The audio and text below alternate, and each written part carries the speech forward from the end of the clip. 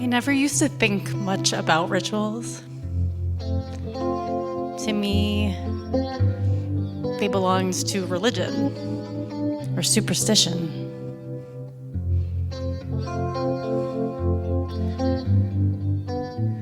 But 7 years ago, this month, when my husband James died, I witnessed something that changed my understanding of rituals forever. James had been in hospice at home for a few weeks after a few years of illness. He died in our bedroom, on our bed. I held his hand as he took his last breath. Our youngest son, just a toddler, was napping upstairs. But our oldest son, who was 6, was watching TV in another room, and he needed to be told.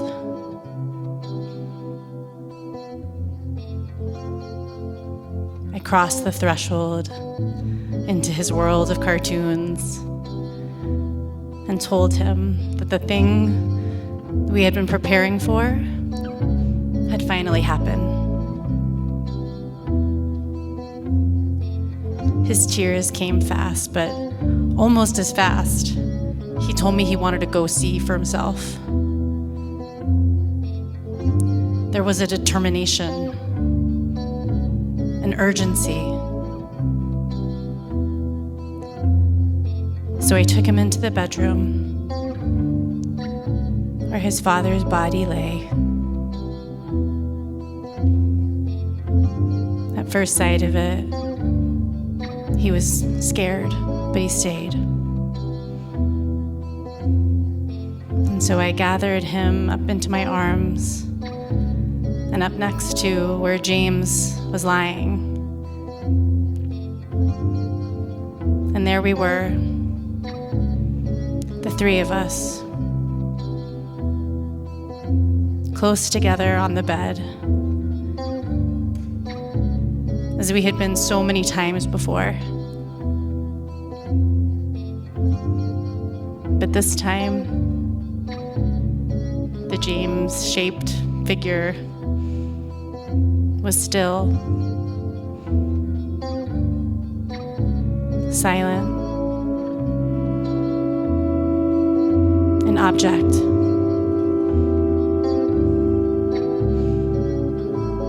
It was like James, the person, had flown away,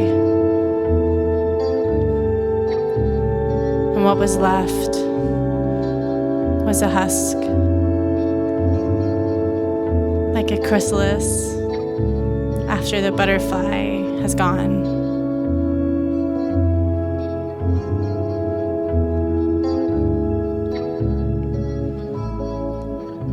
My little son's real cries came now, and they were deep, brimming with shock and protest and heartbreak.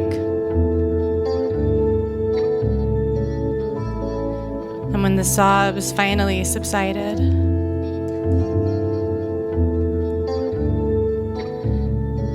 and there was a pause, and then suddenly, he bolted out of the room. I heard his feet pounding up the stairs, and then quickly right back down again. And he reappeared in the bedroom, holding a book in his hands. It was a children's encyclopedia of the human body, and I watched in silence as he climbed back onto the bed and purposefully flipped through the pages until he found the chapter on the human skeleton. He reached out and touched the top of his father's head and said, "Cranium."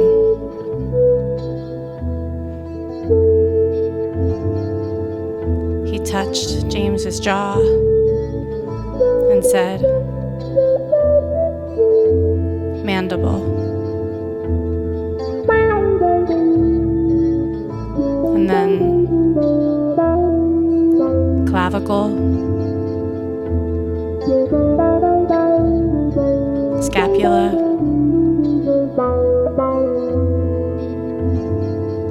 sternum, vertebra, ribs, until he had named and touched every part of his father's body. It was as if somehow he knew he needed something to help him organize this experience, to help him process his emotions and express his love and grief by honoring the body of his father.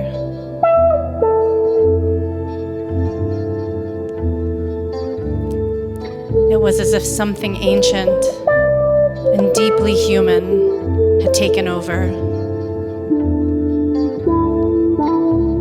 The instinct to perform rituals.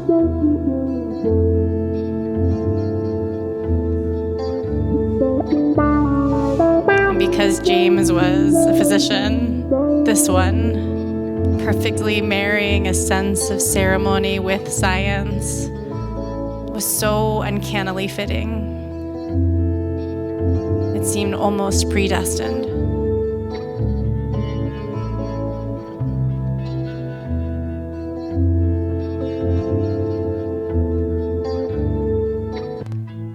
Rituals span human history.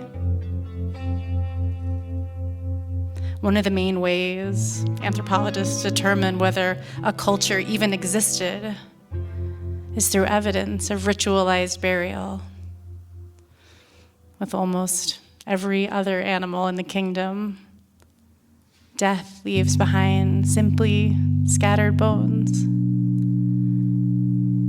But at some point, our ancient ancestors began placing their dead in graves, surrounded by objects arranged with care and meaning. Funerals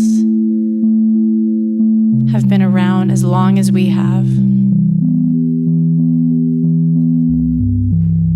And from that deep lineage, rituals have continued to shape human behavior.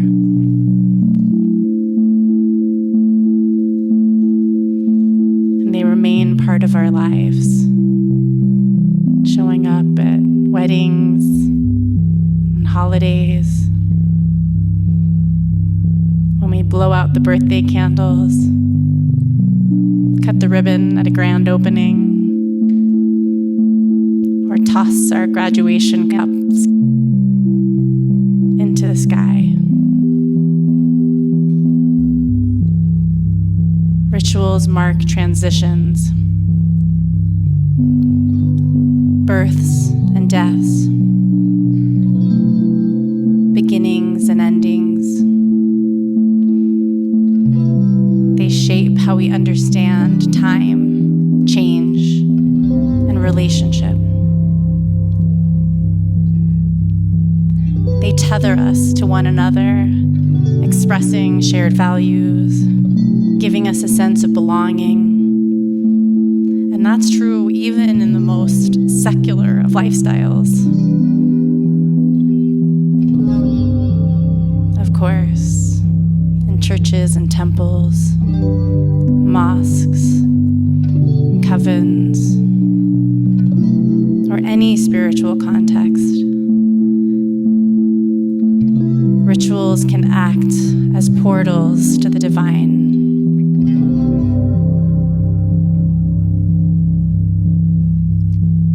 They are a key part of group culture, but they can also be deeply personal, handed down, or self-invented. And we're drawn to them because consciously or not, we know they have real power. There's research that shows that when we're grieving and we engage in ritual, the pain softens. And when we're anxious, ritual can quiet our fears. It can also sharpen our focus and steady us in high-pressure situations, which is why so many artists and athletes turn to them, whether it's tying the shoelaces just so, whispering a prayer before stepping on stage.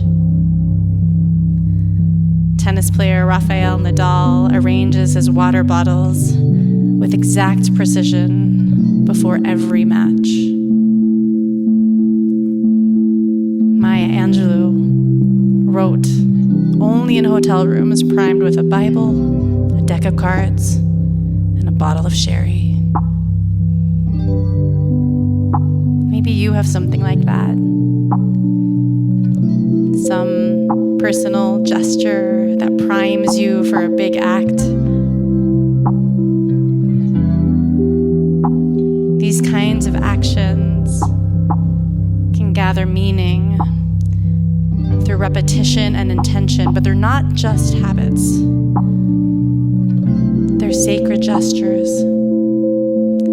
personal spells of readiness, protection, and presence.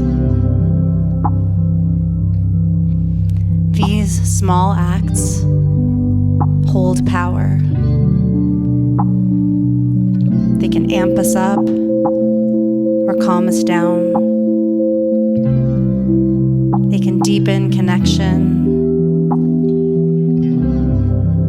and they can make our lives feel more meaningful and also magical.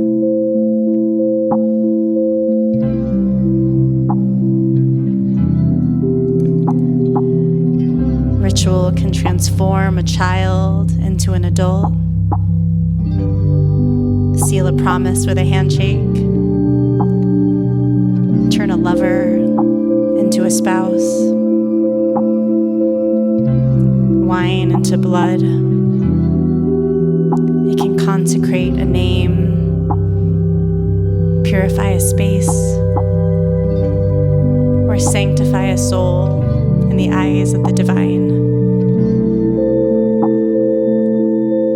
But whether communal or individual, ancient or improvised, all ritual shares the same root: the human need for sacredness, for reverence, given form and expression. A ritual can be any set of gestures, really, but the primary organizing principle is beauty. The poet Jaime Gil de Biema once wrote, "I believed that I wanted to be a poet, but deep down, I wanted to be a poem." Performing a ritual is being the poem. And once you engage a ritual with intention, it becomes a tool for transformation. Which is why we are going to, right now, engage in a meditative practice using ritual.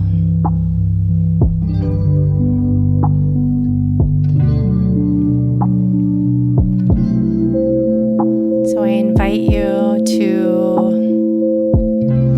imagine yourself surrounded by nature in a quiet clearing in the woods, or at the edge of a calm, moonlit lake.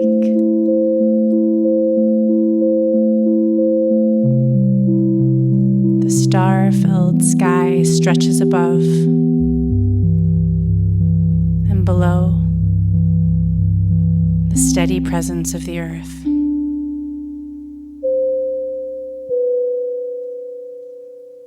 In front of you, a fire crackles. You can feel the warmth flickering against your skin.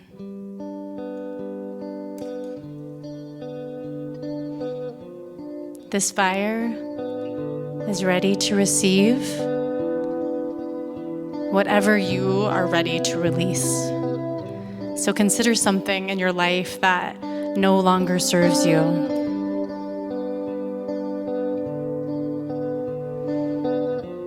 A resentment, thought pattern, any weight that you no longer wish to carry.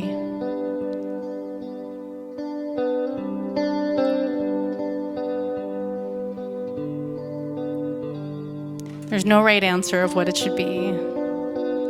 Just trust your intuition to guide you in what is right to let go of. But whatever you choose, imagine it now taking shape in your hands, becoming solid and tangible. And hold it for a moment, acknowledging it fully. Offering it gratitude for all the ways it served you in the past, or at least the ways it tried to serve you.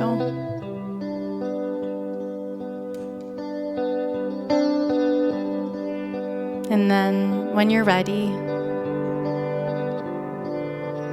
extend your hands towards the fire and release it.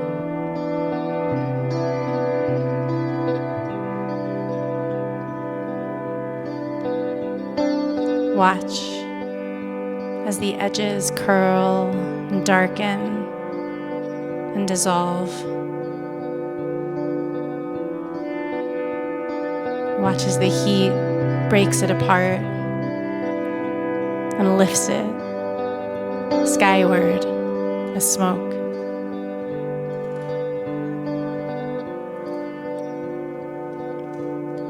Know that nothing is ever really lost, only changed. Heaviness to air, surrender to space.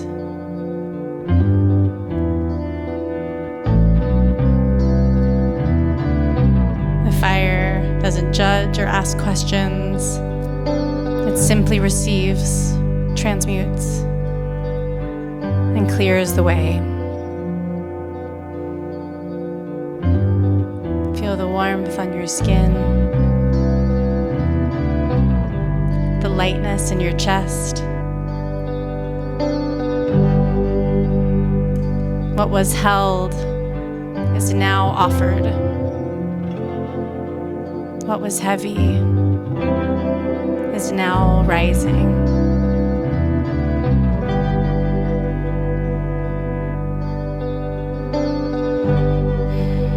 Take a few breaths, feeling the space you've created within yourself. There's room now for something new. So what would you like to invite in? Some quality, some intention, some way of being.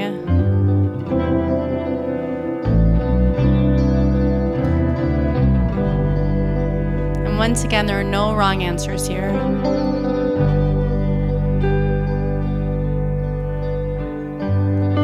As you open yourself to this new energy, notice the sky shifting above you. The black of night turns indigo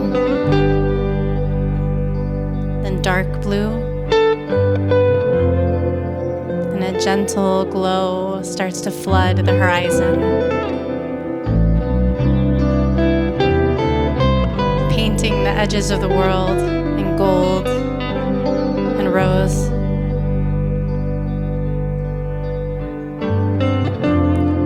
The first light of morning stretches across the sky.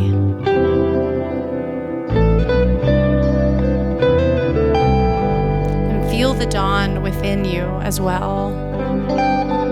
And from where you lay, I invite you to find a physical gesture of receiving.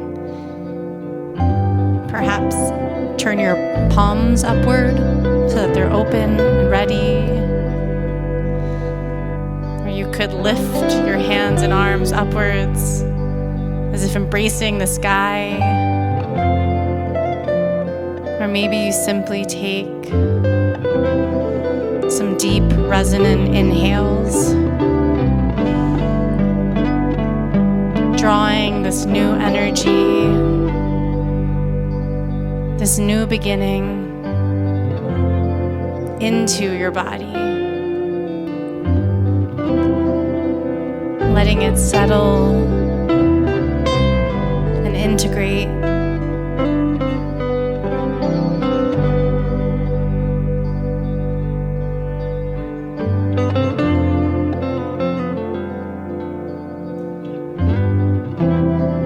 That this ritual, this offering and receiving is always available to you.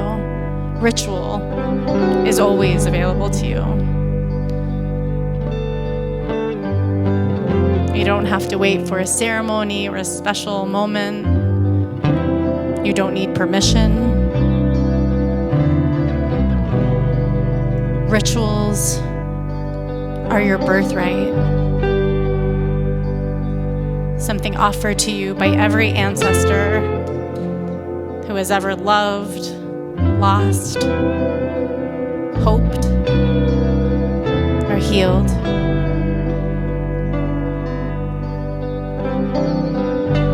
In the last few moments of this practice, just allow the music to swirl around you and savor the shift, the quiet transformation that's taken place.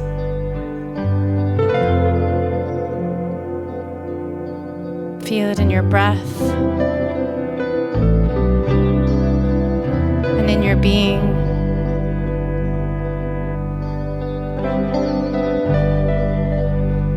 And know that this kind of transformation is always within reach.